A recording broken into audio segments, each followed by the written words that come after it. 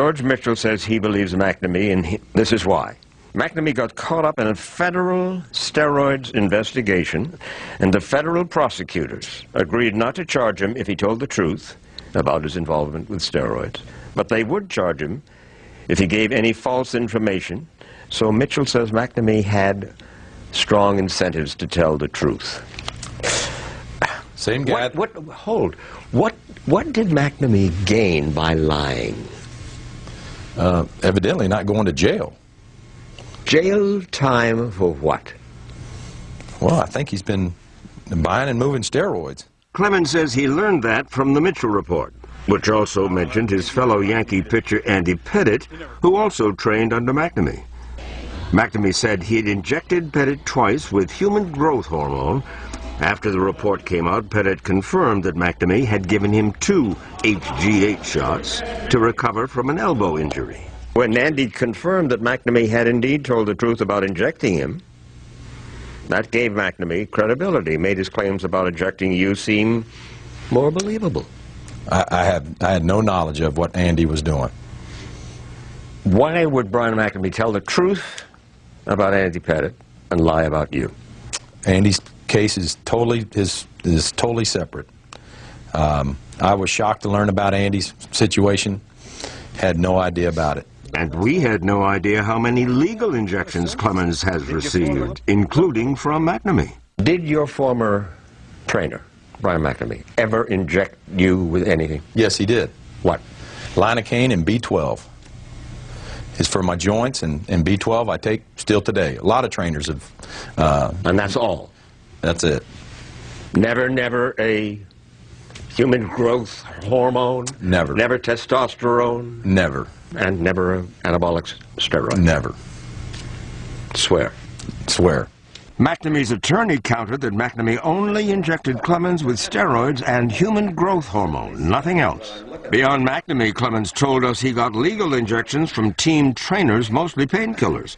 The number of shots that you get over a course of a season, which is many for me, whether they be vitamins or pain, Toradol, pain shots to go out and perform. Had one of my biggest arguments with Joe Torre. He's wanting to scratch me on one of the biggest starts of the season. Had a small tear in my hamstring and a golf ball in my elbow. Joe Torre and I were in the trainer's room, and he basically shut the door and said, "I don't need any damn heroes here. You need to tell me how bad you're hurting. I know you're hurting." And I told Joe Torre that I'll be damned if 15 minutes before I'm going to start a World Series game, I'm going to go out there and look my teammates in the eye and tell them I can't go. I said, as long as the other team doesn't know that I'm hurting, I can get people out throwing 85 without using my legs and get you 6 innings under my belt. I'm going to take this Toradol shot and hope it works and mask some of this pain so I can get out there and do my job. That's the things I put my body through. And I'm not ashamed of that because I get paid a lot of money to go out and perform, and I appreciate that they put that kind of trust in me. That night he threw a 3-hitter and won the game. What worries him today, he told us, is all the Vioxx pills that various trainers gave him. Vioxx was a widely used anti-inflammatory and painkiller before it was taken off the market for causing heart attacks and strokes. I was eating Vioxx like it was Skittles. And now these people who are supposedly regulating it tell me it's bad for my heart. I don't know what the future holds because of the medicine that I've eaten, but I trusted that it was not harmful, that I didn't want to put anything in my body that was harmful. Steroids are harmful, he said, and would have shortened his career. Why would I want to get tighter, lose my flexibility, put something harmful in my system that's going to cause me to break down when I've had a 24-year career? Well, because you're at the end of your career, and because you don't want to give up the career and give up the fame and so forth. So if it's necessary to stick something into you. I didn't play my career to get fame or go to the Hall of Fame or worry about all that. That's nice. All that's nice. Again, it's not who I am.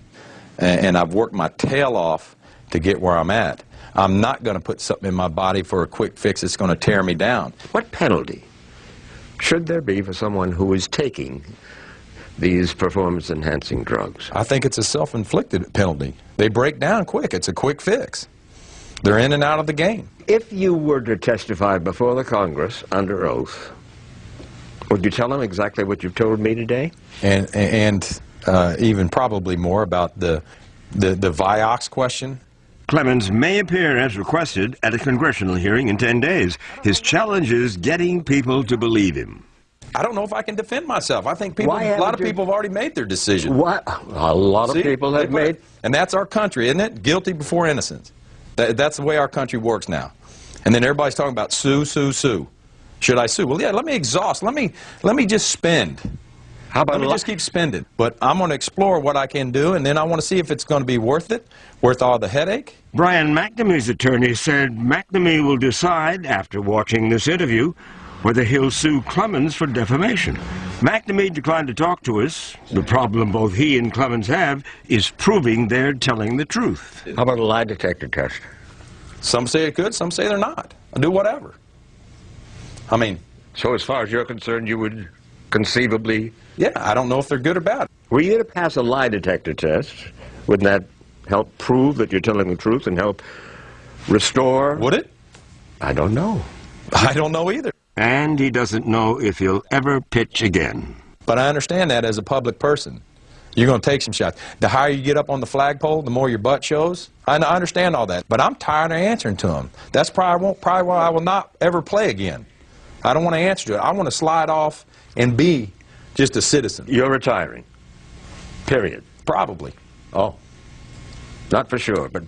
I would say yes. If I had to sit here and tell you right now, I would say yes. You're not going to pitch again. You'll never see me pitch again.